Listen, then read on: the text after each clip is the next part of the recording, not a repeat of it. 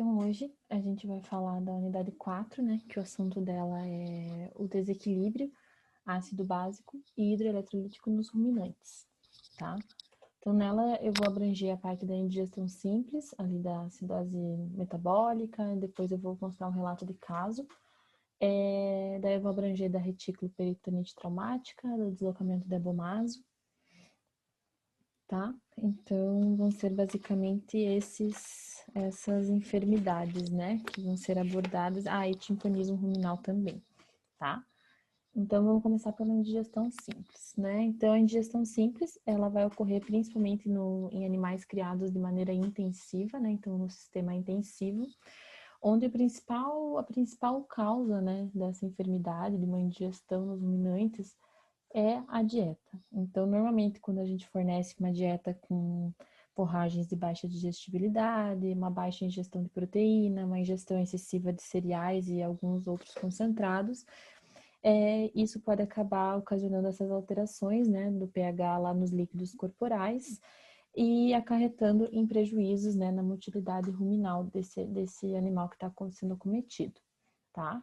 Então, normalmente, quando a dieta é rica em concentrado, ele vai ocasionar uma acidez, e quando a dieta contém muita proteína ou tem o fornecimento de muitas leguminosas, acaba ocasionando uma alcalinidade, né? Então, aumenta o pH e na acidez reduz o pH, tá? Então, a acidose ruminal, ela pode vir a se tornar uma acidose láctica, tá? Justamente porque ela vai predispor, né, a produção excessiva do lactato devido a essa redução do pH, que vai ocasionar o acúmulo desse ácido láctico que está sendo produzido pelas bactérias ruminais, pelos micro-organismos ruminais, e vai acabar proporcionando ao animal a ter uma acidose metabólica junto, tá? Então, além, vai ter a acidose láctica, que vai ter aquela acidose ruminal ali no indivíduo, né? E o animal vai predispor a ter essa acidose metabólica, né? Então, uma acidose mais generalizada, tá? Então, é sempre importante, né, a gente lembrar que esses alimentos que acabam não conseguindo ser digestíveis, né, digeridos lá no rumen, eles acabam proporcionando alterações, né, no equilíbrio ácido básico e vão prejudicar a atividade ruminal desses animais. Então, a fermentação vai estar prejudicada, os micro-organismos que se multiplicam ali, por exemplo, os lactobacilos, se eles se multiplicarem de maneira exacerbada, eles vão produzir excessivamente esse ácido lático, que também vai prejudicar o animal na sua metabolização ali. Os principais sinais clínicos, né, da indigestão simples, né, seria a redução da ingestão de matéria seca, em animais produtores de leite, né, redução da produção de leite, depressão e apatia, uma taquicardia, uma taquipneia, a diarreia. Então, normalmente a diarreia ela tem uma coloração escura e tem um odor bem ácido, tá? A temperatura do animal vai estar normal, pode vir a ter timpanismo leve, né? Justamente porque ele acaba reduzindo a ingestão de matéria seca, né? Então predispõe ele a ter a formação de gases ali. E redução da frequência ruminal, então ele pode vir a ter uma atonia ruminal, né? Em casos hiperagudos, o animal pode se encontrar em decúbito, então o animal não se encontra mais em estação. E todos esses fatores acabam acarretando, né, em redução do pH sanguíneo, né? Então, acabam geralmente acarretando na acidose ruminal, tá? Só que, obviamente, né, como qualquer outro sistema, né, o nosso organismo sempre tem mecanismos compensatórios, né, para tentar resolver a situação da maneira que a gente consegue, sem depender de um tratamento. Nem sempre ele consegue dar conta disso, mas existem. Então, no caso da acidose, até mesmo da alcalose, aqui falando mais voltado para a acidose ruminal, ou acidose metabólica, quais são os mecanismos compensatórios, né? Vão ser justamente essa redução na pressão do gás carbônico, né, do CO2, através da hiperventilação pulmonar. Então, por isso que o animal ele se encontra com taquipneia. Então, acaba tendo maior frequência respiratória para tentar reduzir essa pressão de CO2 ali no organismo. Quando os animais estão em casos agudos, muitas vezes esses mecanismos compensatórios já não são mais suficientes. Então, o animal pode vir a óbito ali em 24 a 48 horas após o início dos sinais clínicos, né? Então, às vezes acaba não sendo suficiente. O diagnóstico, você tem alguns exames, né? Então, teste de atividade de sedimento, tem o teste de digestão de celulose, que podem ser feitos através da coleta do líquido ruminal. E tem também, né, um mais simples, que é você fazer a avaliação do conteúdo ruminal, ver a coloração, ver como é que tá a textura e mensurar o pH, tá? Então, através da mensuração do pH, se ele tiver menor que 5, você já pode dar um diagnóstico mais preciso da acidose ruminal, tá? O tratamento da indigestão simples, ele pode ser feito com esses três tipos de agentes, né, relatados, né? Tem os agentes ruminatórios, os agentes parasimpatomiméticos e os agentes alcalinizantes. Os agentes ruminatórios são aqueles que vão estimular a motilidade rumino-reticular e vão melhorar o apetite do animal.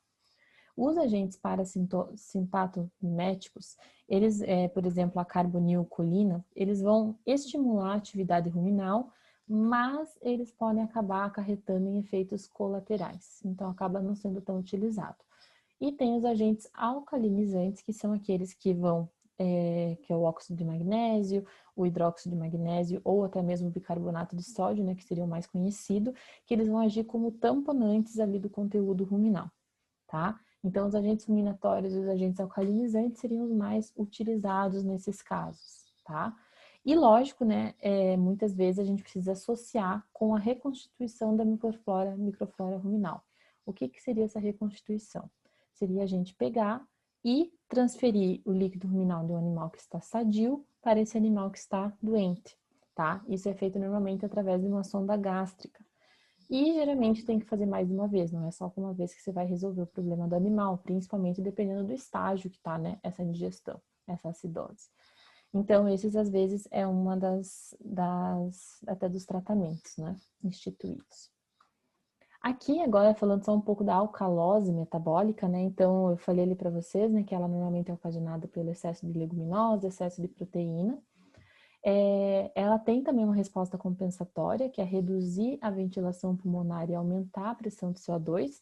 Então, é meio óbvio, né? Então, se na acidose metabólica, o mecanismo compensatório é aumentar a ventilação pulmonar justamente para reduzir a PCO2, na alcalose vai ser o contrário, né? Então, ali vai querer reduzir a ventilação pulmonar, então o animal vai ter uma frequência respiratória mais baixa, ou até mesmo, às vezes, perto do normal ali, mas mais baixo normalmente, e ele vai vir a ter, para tentar, né, o organismo aumentar a pressão de CO2 ali dentro, né? Normalmente, ela vai ser desencadeada, né, por uma obstrução, né? Ela vai acabar ocasionando uma obstrução funcional ou até mecânica ali do sistema digestório, tá? Principalmente ali do abomaso do intestino delgado. Como eu falei, né, geralmente é devido a uma alta ingestão de dieta com muita proteína, até mesmo de muita leguminosa. O tratamento vai ser você aplicar ácido, né? Então, você quer deixar o pH um pouco mais perto do neutro ali, né? Então, você vai fornecer para o animal ácido acético, vinagre, para tentar recuperar esse pH. Tá? Então, não é nunca ideal um pH muito baixo nem um pH muito alto, né? Ambos podem ocasionar algum tipo de prejuízos ao desempenho do animal. A prevenção da indigestão simples seria, a principal delas é você lidar com o manejo nutricional do animal, né? Então, todas as enfermidades que a gente viu até agora nas unidades, elas refletem justamente nisso, né? A importância de um manejo nutricional correto. E no caso da indigestão simples, uma das coisas também bem importantes é você ter, quando você vai mudar o animal de piquete, ou vai mudar o tipo de alimentação que você fornece para ele, você tem que fazer esses animais passarem por um período de adaptação. É muito parecido, né, que nem é sugerido para cachorros, né, para pequenos animais. Quando você vai mudar a ração do seu animal, você tem que sempre adaptar ele a essa nova ração. Você não pode mudar de uma vez. Isso também, ele não tem rumen, mas isso também desencadeia de problemas intestinais, problemas de estômago. Então, aqui é o mesmo princípio que é utilizado para pequenos animais. Então, você também tem que fazer eles passarem por um período de adaptação nessa dieta concentrada, ali geralmente um período de 7 a 10 dias, daí você vai aumentando o nível de concentrado, daí a cada 24 horas você faz isso, dependendo, né, do período de adaptação, de como eles vão responder a essa nova dieta. Tem que fazer o fornecimento, né, de uma suplementação vitamínica, uma suplementação mineral. Então, isso é uma coisa que a gente tem visto também nas unidades, né, que elas, até nos arquivos ali, mostra como é importante, né, você ter essa suplementação. Não é porque o animal é criado de maneira extensiva que você só deixa ele lá comendo pasto e não vai fazer nenhum tipo de suplementação. E podem ser utilizados também para prevenção ou utilização de você acrescentar nessa dieta dele substâncias tamponantes, tá? Como o bicarbonato de sódio e até mesmo os ionóforos, né? Como a monenzima sódica, que eu até mencionei lá no caso da cetose, né? Na outra unidade, que também é um método de prevenção para cetose. Então, já acaba ajudando também aqui na indigestão, tá? Aqui, então, eu peguei um relato de caso, né, em caprinos, de acidose láctica ruminal de 2009, tá? Então, aqui eu vou falar um pouco mais da parte da acidose láctica ruminal e daí mostrar mais ou menos como que é como que foi ali a situação dos caprinos. Então, a acidose láctica ruminal, ela pode ser aguda, tá? Que é onde tem uma ingestão excessiva de alimentos que são ricos em carboidratos. E essa ingestão excessiva desses alimentos acaba acarretando, esses carboidratos, eles são facilmente fermentáveis lá no rumen. Então, eles vão produzir grandes quantidades de ácido lático e também de ácidos graxos voláteis, né? O butirato, propionato e acetato, mas principalmente do propionato. E essa produção excessiva de ácido lático vai predispor à multiplicação do Streptococcus bovis. Esse Streptococcus bovis, ele vai levar à produção de maiores quantidades de ácido lático e vai reduzir mais ainda o pH. Quando o pH ele fica menor que 5, ele vai predispor ao crescimento, né? Ele vai tornar um ambiente adequado ao crescimento dos lactobacilos. Esses lactobacilos, eles vão começar a se multiplicar e vão produzir mais ácido lático no rumen. Então, vai virando um ciclo, né? Isso, quando essa produção excessiva de ácido lático, redução do pH, acaba também alterando a pressão osmótica ali do rumen. Então, ela acaba aumentando e acaba tendo um sequestro do líquido que está ali fora do organismo para dentro do rumen, tá? Então, o conteúdo ruminal acaba ficando mais aquoso, tá? E isso tudo favorece essas características no animal. Então, vai ter a hemoconcentração, uma desidratação, porque ele está puxando esse líquido, uma acidose metabólica, né, por causa do excesso do ácido lático, prostração e o animal pode vir a óbito, tá? Então, são fatores, assim, bem importantes da gente lembrar e sempre saber diferenciar, né, se é uma aguda, se é uma crônica. Então, na crônica, a acidose lática ruminal, ela vai ser devido à ingestão excessiva de carboidratos e também ao fornecimento inadequado de volumoso, tá? Então, você erra no teu fornecimento, na tua quantidade, acaba prolongando muito tempo dessa quantidade de carboidrato, né? Então, o animal ingere muito carboidrato em tempo muito prolongado, então, por muito tempo, né? Então, isso acaba prejudicando ali, desequilibrando realmente ali a parte ruminal dele, né? E daí, o que acontece? Essa dieta desse jeito acaba fazendo com que a microbiota que está presente lá no rumen, os micro-organismos, eles acabem se adaptando a essa ração rica em grãos, e eles acabam, e muitos desses micro-organismos são produtores de lactato. Então, eles começam a ter, o ambiente ele fica favorável, eles vão se multiplicando e vão produzindo lactato, vão se multiplicando e vão produzindo lactato.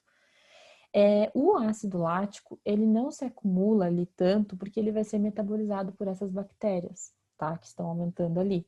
Só que tem a produção dos ácidos graxos voláteis, principalmente do butirato e do propionato, que vão estimular essa proliferação do epitélio ali do epitélio papilar do rumen, tá? Que é o que a gente chama de paraqueratose. Então, normalmente, quando você vê uma necrópsia, né, de um animal com acidose lática ruminal, você vai encontrar essa paraqueratose. Então, essa proliferação do epitélio papilar ali do rumen, né? Que o rumen, ele é cheio de papilas, né? Então, vai ter essa proliferação, tá? E quando tem muito dessa paraqueratose, isso vai reduzir a absorção dos ácidos graxos voláteis e vai aumentar a ocorrência ali de lesões, de inflamações na parede ruminal, tá? Porque eles vão ficar ali, são ácidos, né? Vai tornando aquele ambiente ácido e vai acabar danificando, né, a parede ali do rumen, tá? Então, isso tudo acaba reduzindo a eficiência metabólica do animal, acaba reduzindo o desempenho que esse animal tem, tá? Então, acaba acarretando em diversos prejuízos até mesmo ao produtor, né? Então, aqui tem um relato de caso, tá? Então, era de cabras, né? Então, foram 8 cabras da raça Sanem, que é essa raça que tá aqui mostrando. É um animal foram animais de 2 anos a 6 meses de idade, tá? De 2 anos e 6 meses de idade. No exame físico geral, foram feitos o exame físico geral do animal, dos animais, né? E também foram feitos análise do conteúdo ruminal, então para ver a questão do pH, coloração, né? Uma cabra veio a óbito durante o transporte dela, ali para o hospital onde foi examinada. 4 delas teve que ser feita a ruminotomia e 3 foram tratadas de maneira mais conservativa, então com bicarbonato de sódio e com uma reposição de conteúdo ruminal, tá? Então, essas cabras, elas viviam num sistema semi-intensivo, o piquete era com braquiária, e ocorreram mudanças na alimentação, porque foi reduzido as áreas de pastejo e o concentrado passou a ser somente o fornecimento de farelo de milho, tá? Os sinais clínicos que esses animais encontravam eram diarreia, então as fezes estavam bem escuras, estavam liquefeitas, estavam com odor fétido, apatia, anorexia, mucosas congestas, dificuldade de se manter em estação, desidratação, taquicardia, dispneia e atonia ruminal, tá? Os animais que foram submetidos à ruminotomia, que foram essas 4 cabras, isso foi decidido de acordo com o pH ruminal. Então, eles fizeram ali a coleta, né? E se o pH ruminal dava com pH ali abaixo de 5, né? Eles optaram pela ruminotomia.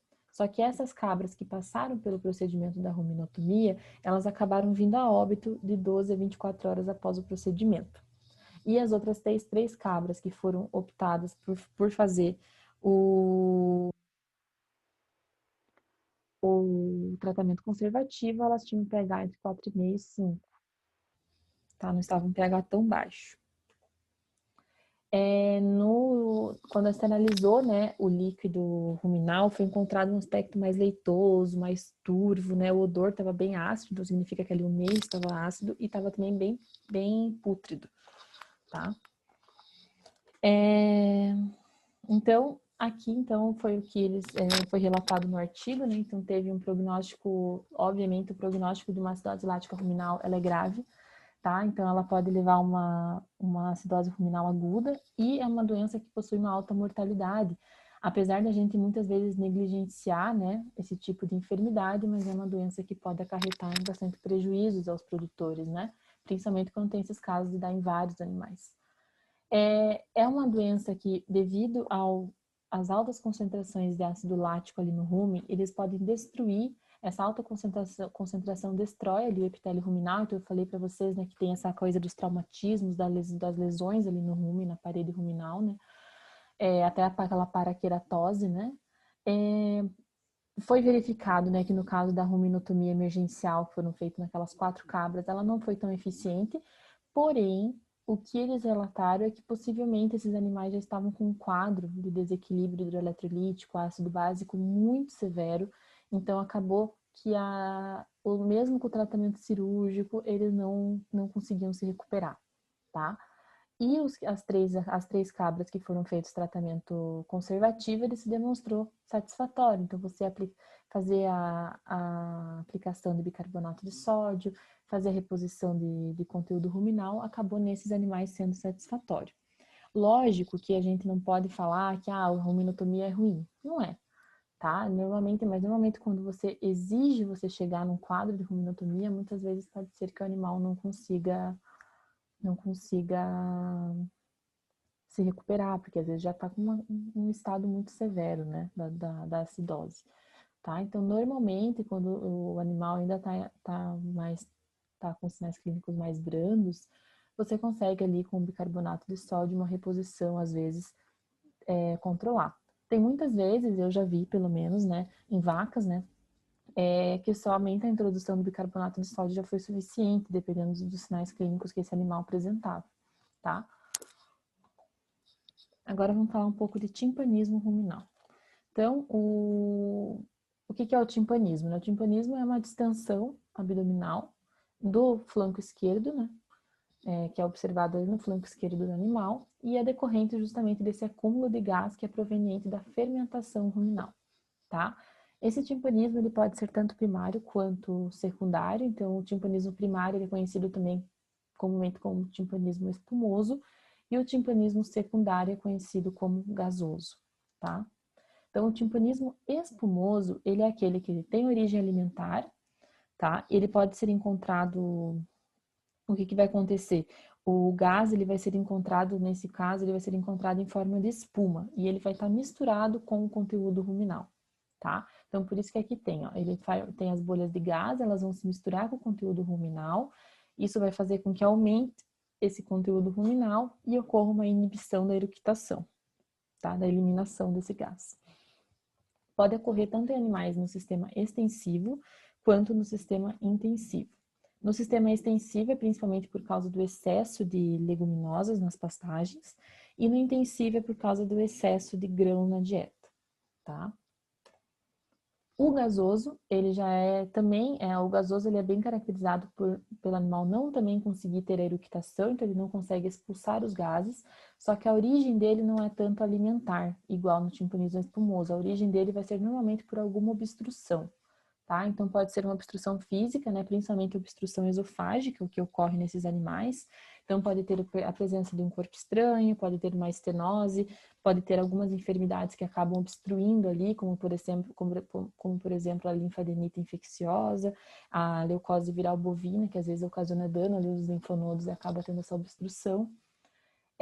Pode também ter esses danos nervosos ali que acabam prejudicando, né? Que esses nervos estão envolvidos, esses ramos, né? Estão envolvidos ali no reflexo da eructação e acaba sendo prejudicado. E normalmente, né, também algumas doenças que podem acarretar em atonia ruminal, então acaba tendo essa produção excessiva ali de gases, como por exemplo a esofagite, a acidose, ruminite, hipocalcemia, que acaba desencadeando essa atonia e, consequentemente, um acúmulo de gás ali no rumen, tá? Os sinais clínicos taquicardia, dispneia, a distensão abdominal é bem observada, extensão de cabeça e pescoço, protrusão de língua, defecação frequente e o animal pode vir a óbito, tá?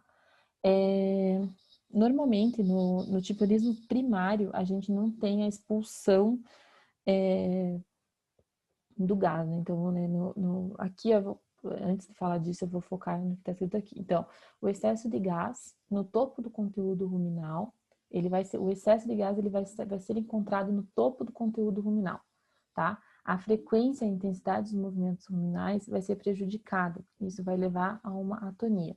Então, o que acontece? Normalmente, principalmente no timpanismo gasoso, o que o animal acontece? Ele vai ter esse excesso de gás lá no topo do conteúdo ruminal, então no gasoso ele não se mistura, né? E vai ter primeiro, antes do animal ter uma atonia, você vai ter primeiro uma redução na frequência e na intensidade dos movimentos ruminais e posteriormente ele vai ser essa atonia. Então primeiro ele tem uma hipomotilidade ruminal e depois ele tem uma atonia se você não tratar o animal antes, né?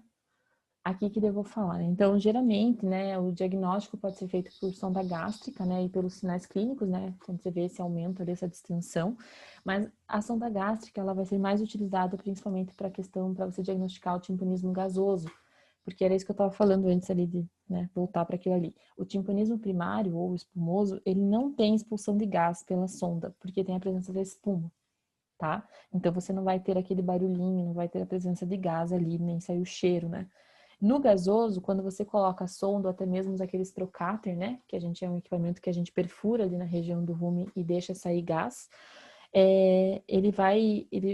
Esse tipo de diagnóstico já acaba facilitando, é como se fosse um tratamento, tá? Então ele acaba eliminando grandes quantidades de gás e reduz a distensão. Muitas vezes esse trocáter ele é utilizado, por exemplo, quando às vezes se faz algum procedimento com um animal que teve que ser feito em decúbito e esse animal já está em decúbito por muito tempo. Então, às vezes, você tem que fazer esse trocáter para tentar aliviar um pouco aquela presença de gás, né? A gente sempre tem que lembrar que ruminante é um animal que não pode ficar deitado por muito tempo, tá? Que isso acaba prejudicando ali a motilidade ruminal. Então, por isso até que cirurgia normalmente é feito de pé, quando faz deitado tem que ter sempre um tempo para não ter essa distensão abdominal muito grave, tá? O tratamento, então, nos casos graves é feita a ruminotomia, pode ser feito tratamento com o trocáter e com a cânula, que nem eu falei agora, e também no caso dos timpanismo espumante, você pode fazer a aplicação, né, por essa sonda de agente anti-espumante, daí também vai acabar dissolvendo, né, essa espuma que está ali. A prevenção é mais simples, né? Então, adaptação alimentar, óleos, pode ser utilizado óleos, mais ou menos umas 240 ml por dia. Pode ser utilizado novamente os ionóforos, como a amonesina sódica, e pode ser utilizado um surfactante não iônico, como o poloxaleno, tá? Principalmente nos casos da espumosa, tá bom? Aqui, então, tem um caso, ó, de 2009, do timpanismo espumoso em bovinos leiteiros em pastagens de trifólio, tá? Então, geralmente o fator de risco, né, para o timpanismo é a pastagem com mais de 50% de leguminosas. Então, aqui no caso, principalmente dessas espécies, né, trifólio e medicago, tá? E normalmente são pastagens que são pobres em fibra e possuem um alto teor de carboidratos e proteínas degradáveis lá no rumen, tá? Nesse caso, foram feitas as necrópsias de 6 bovinos lá no Rio Grande do Sul e foram feita a coleta dessas amostras, tá? Então, 66 vacas da raça holandesa, elas eram soltas, né, em piquetes consorciados, então tinha o trevo branco e o trevo vermelho, tá? Ambos são do gênero Trifolium, tá? Que tem grande predisposição a desenvolver, que fazem com que o animal, com a ingestão dele, tenha grande predisposição a desenvolver o timpanismo. Aqui então estão os animais, tá, da propriedade, então foram 6 animais encontrados mortos, tá, eles tinham esse aumento aqui da região abdominal, tinham edema de rosco, protrusão de língua, eles tinham também protrusão de reto, protrusão de vagina, tá, daí foi feita a necrópsia dos animais, coletadas as amostras, e nisso eles constataram, né, a presença do timpanismo, observaram o rumen, né, o acúmulo de gás, aqui no caso era espumoso, né, o acúmulo então de espuma ali no rumen, tá? E isso foi desencadeado por causa desse fornecimento desses 2 trevos, né, consorciados, tá? Tinha um edema, eu já falei, né, do edema de cabeça. Também é importante a gente falar, né, que como eles encontraram os animais assim mortos, né, eles também fizeram avaliações para ver se tinha algum tipo de crescimento bacteriano, mas não foi detectado, às vezes, alguma clostridiose, né, como carbúnculo hemático, carbúnculo sintomático, edema maligno, hemoglobinúria maligna, hemoglobinúria bacilar, elas também poderiam levar o animal à morte desse jeito, né? Mas não foi detectado nenhum agente bacteriano. Então, o que eles confirmaram mesmo era, depois com a necrópsia ruminal, era esse timpanismo espumoso, tá? Aqui, então, agora vamos falar um pouco da retículo peritonite traumática, tá? É uma enfermidade que ocorre principalmente com bovinos, porque eles têm o apetite deles é pouco seletivo, então geralmente cabras, ovelhas, elas possuem, principalmente as cabras, elas têm um apetite mais seletivo, então elas não comem qualquer coisa que vem no chão, os bovinos não, tá? Ela é desencadeada pela presença de um corpo estranho metálico e perfurante lá no retículo, lá no sistema digestório do animal. Normalmente ocorre em animais presentes que são criados em sistema intensivo, porém pode ocorrer nos animais de sistema extensivo quando tem aquelas cercas farpadas, né, e acaba caindo às vezes algum prego, alguma coisa ali na parte da pastagem, tá? Então aqui só os fatores predisponentes, né, então dessa doença. Então o corpo estranho ele vai ficar principalmente sedimentado aqui nessa parte ventral do rumen, tá? E de acordo com as contrações retículo ruminais, esse corpo estranho que estava aqui, ele vai vir para o retículo, tá? Então ele vai passar daqui do rumen e vai vir aqui para o retículo. E aqui no retículo ele vai ficar cutucando ali, né? Vai ficar perfurando ele, tá? Então, por isso que os fatores predisponentes, né? Principalmente ali as características anatômicas e fisiológicas do retículo. Então, tem 2 principais. A primeira, na questão anatômica, é essa presença nessa mucosa do retículo, que é inflavo de mel, né? Que ela acaba formando espaços, isso predispõe o corpo estranho ali a ficar perfurando, né? E tem também é a contração bifásica do retículo, então faz esse corpo estranho ficar como se fosse passeando ali, né, pelo organismo e perfurando diversos lugares, né? Então, em diversos lugares ali da mucosa, ele vai acabar ocasionando algum tipo de lesão, algum tipo de inflamação, tá?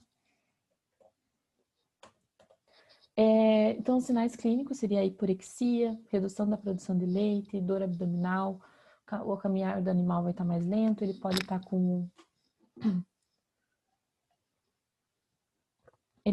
o dorso arqueado, pode ter uma rigidez muscular, uma disúria, atonia ruminal, pode vir a ter dipanismo, justamente por causa dessa atonia, muitas vezes, constipação, tá? E quando o animal ele tem essa doença, ali a gente fala de retículo peritonite traumática, tá? Só que o que pode acontecer muitas vezes é ela virar uma retículo pericardite traumática, tá? Então é quando esse corpo estranho ele acaba também perfurando o pericárdio. E quando ele fura o pericárdio, ele acaba perfurando o pericárdio, ele leva a sintomatologia cardíaca. Então o animal vai ter uma taquicardia, pode ter ruídos cardíacos abafados, sons cardíacos anormais, endigitamento aqui da jugular, então ela vai estar bem aumentada de volume, insuficiência cardíaca congestiva e edema de peito e barbela, que vai ser visualizado principalmente aqui, né? Então, é bem importante essa questão da sintomatologia cardíaca, tá? O diagnóstico vai ser feito pelos sinais clínicos, por exames laboratoriais, paracentese e pode ser feito também por diagnóstico do ultrassom, onde você vai ver ali a contração do retículo, né? Na fase aguda, é importante lembrar que ela vai estar num processo inflamatório. Então, normalmente nos ruminantes, quando tem um processo inflamatório ativo, a gente vai ter detectado o aumento do fibrinogênio, né? E também pode ser detectado a mensuração também da proteína plasmática total. No ruminantes não é tão normal a gente ver isso, mas pode também ser detectado neutrofilia com desvio à esquerda, tá? E com a cronificação, normalmente esse leucograma vai se encontrar normal. Só que o principal ali é o fibrinogênio, né? Que detecta que tem alguma inflamação. Então, aqui é um caso de retículo pericardite traumática. Então, foi um bovino da raça holandesa. Ele tinha 4 anos de idade e estava na segunda lactação. Então, era a segunda cria, né? Ela apresentou primeiro redução da produção de leite, teve anorexia e possuía dificuldade de locomoção. Ela era criada, esses animais eram tudo criados em sistema semi-intensivo, tá? E o animal, ao exame físico, né, o exame clínico ali, apresentou hipomotilidade ruminal e taquicardia, tá? Primeiro foi feito um tratamento para intoxicação, não teve efeito, tá? E o animal acabou vindo a óbito, tá? Então eles tentaram um tratamento, não teve efeito, ele acabou vindo a óbito. Com isso foi feita a necrópsia. Então na necrópsia foi achado um abscesso hepático, a parede ruminal não tinha vilosidades, estava necrótica. O líquido abdominal estava fétido, então ele já tinha uma peritonite, né? O retículo foi encontrado 2 estruturas metálicas, então foi encontrado um prego, um ferro torcido e também uma pedra. E no coração foi encontrado diversas perfurações, assim, pequenas e tinha uma efusão pericárdica, né? Então, o que é essa efusão pericárdica? É justamente esse acúmulo de líquido ali no coração, né? Por isso, provavelmente, que ele acabou tendo taquicardia, né? O coração tenta trabalhar demais e acaba, né, não dando conta. Ele estava principalmente ali na região do ventrículo direito, tá? Aqui, ó, não é do artigo, tá? Isso aqui é um arquivo, são fotos pessoais minhas, de um caso que eu presenciei, tá? Numa propriedade. Era de uma vaca também leiteira, holandesa, e que ela estava com essa sintomatologia já cardíaca bem avançada, estava extremamente magra, não comia, não estava produzindo leite. E ela é dessa foto aqui, ó, tá? Essas 2 fotos aqui, elas mostram um coração que está extremamente aumentado de volume, tá? Ele tinha esse enorme abscesso aqui, tá? Tinha esse líquido, esse conteúdo inflamatório aqui, ele estava extremamente aumentado de tamanho. E no caso dela, foi encontrado também um corpo estranho bem grande, tá?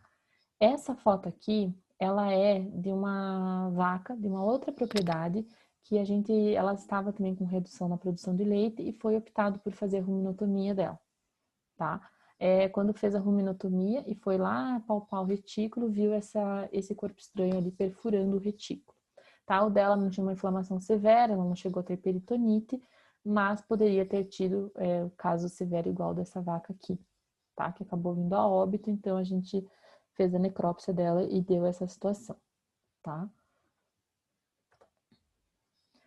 Agora vamos falar um pouco de deslocamento de abomaso. Então, o deslocamento de abomaso,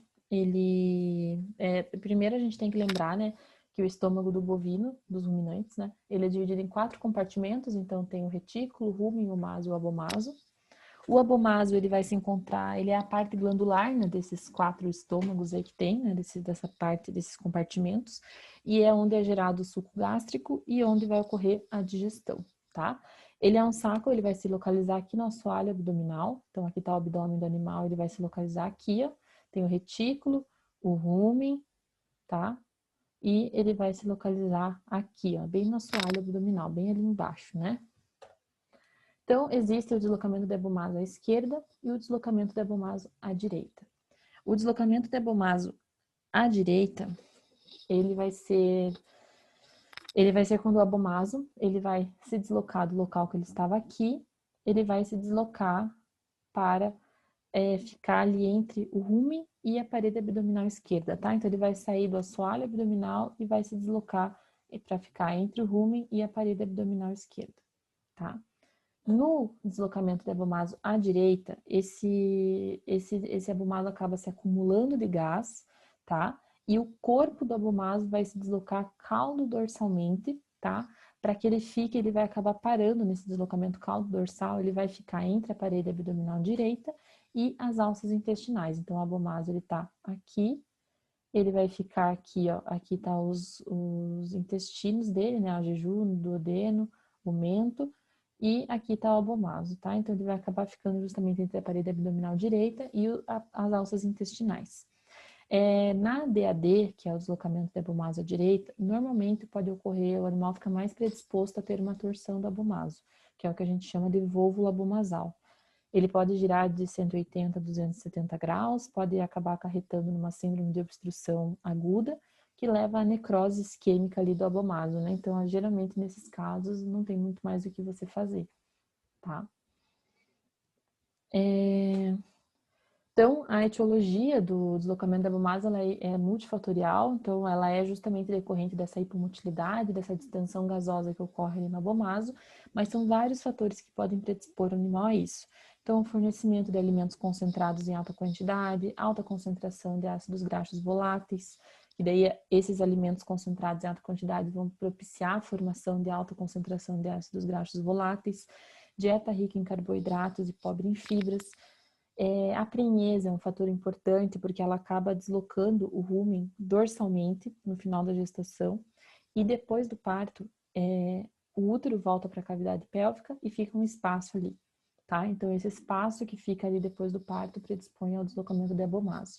Isso é bem visto, principalmente em casos de gestação gemelar, né? Então, normalmente, quando a vaca acaba tendo dois bezerros, isso acaba predispondo ela a ter o deslocamento de abomaso, além de outras enfermidades, né? Além disso, retenção de placenta, metrite, hipocalcemia, cetose, também são fatores que podem reduzir o conteúdo ruminal e o tamanho do rumen e propiciar o aparecimento do deslocamento de abomaso. Na outra unidade, a gente viu, né, que a cetose ela pode ser secundária ao deslocamento de abomaso, mas ela também pode ser primária, tá? Os sinais clínicos, então, vai ter uma obstrução parcial do fluxo abomasal, redução do consumo de matéria seca, diarreia, diminuição da frequência ruminal, né? Então, tem essa hipomotilidade e perda de peso, tá? A frequência respiratória, cardíaca e a temperatura vão estar geralmente dentro dos parâmetros normais. No vôvulo abomasal, você vai ter situações mais severas, né?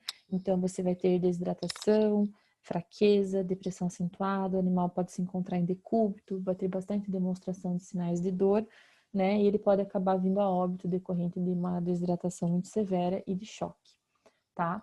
Normalmente, no deslocamento de hemomaso, a gente faz o diagnóstico aqui nessa região que eu estou mostrando para vocês aqui na foto, né? Então, tem as costelas, aqui tem o flanco, né?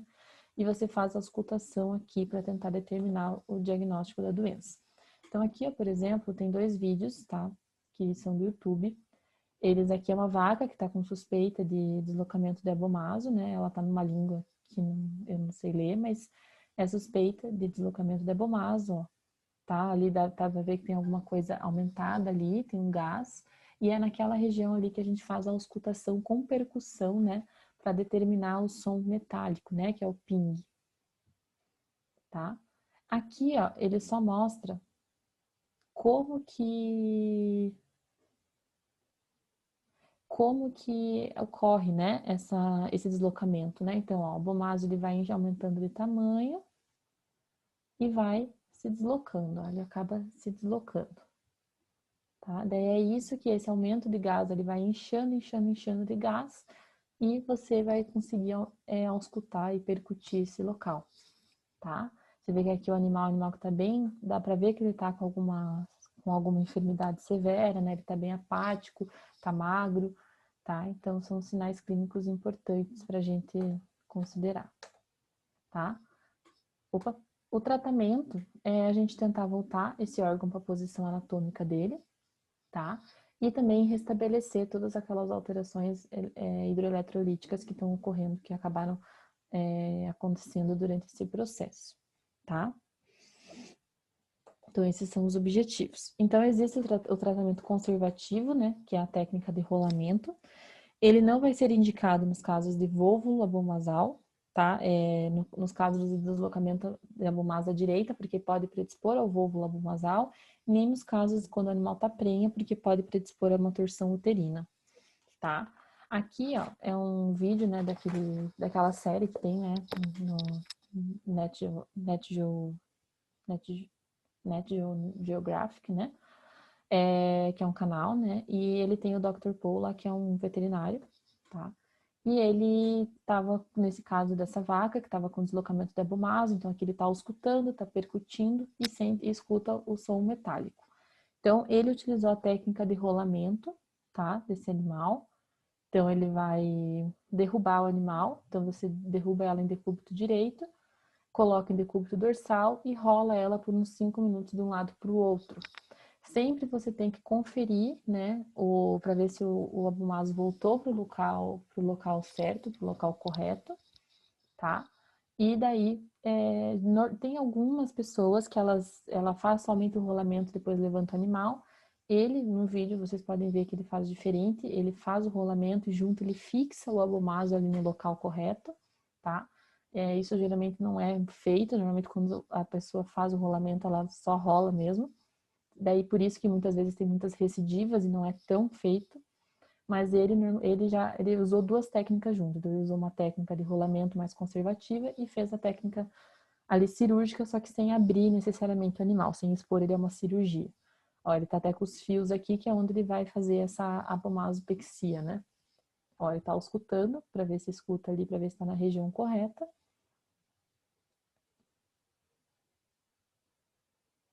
E vai fazer a fixação. Aqui ele tá fixando o abomaso.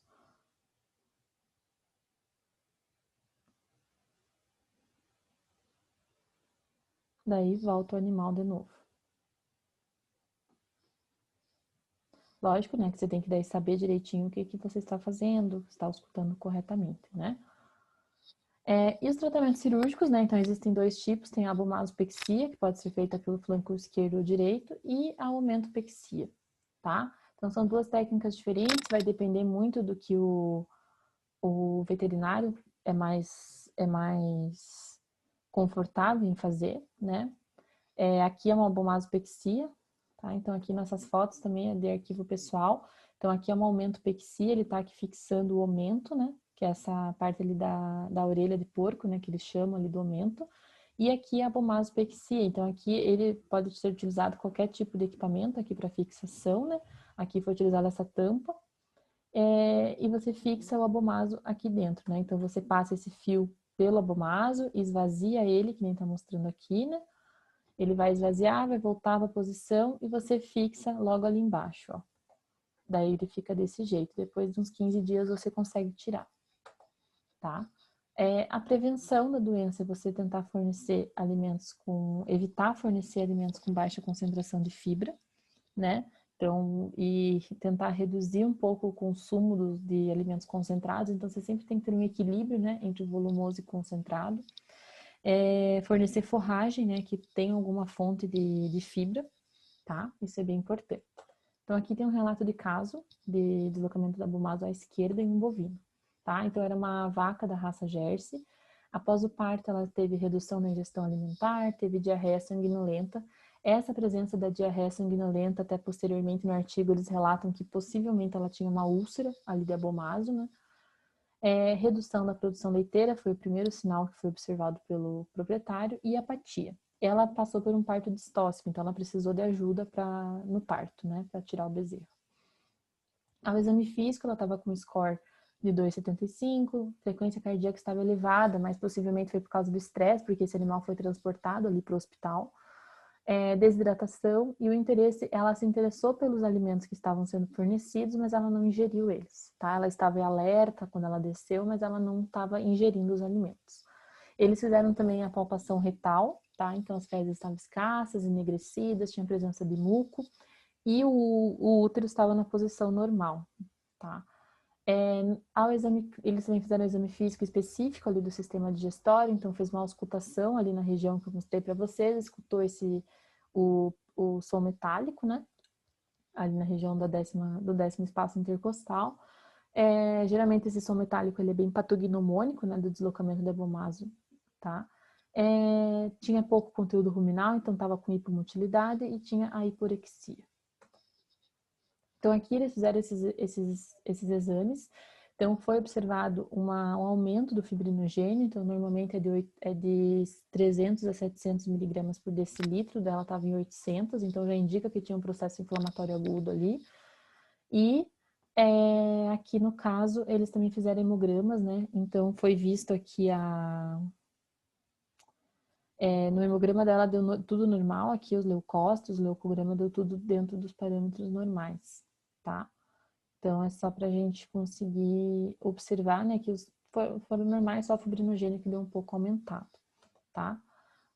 O tratamento, eles fizeram uma hidratação dela com Ringer lactato. Ela teve, como eu falei para vocês, né, teve aquela suspeita dela estar com uma úlcera de abomaso por causa dessas fezes sanguinolentas.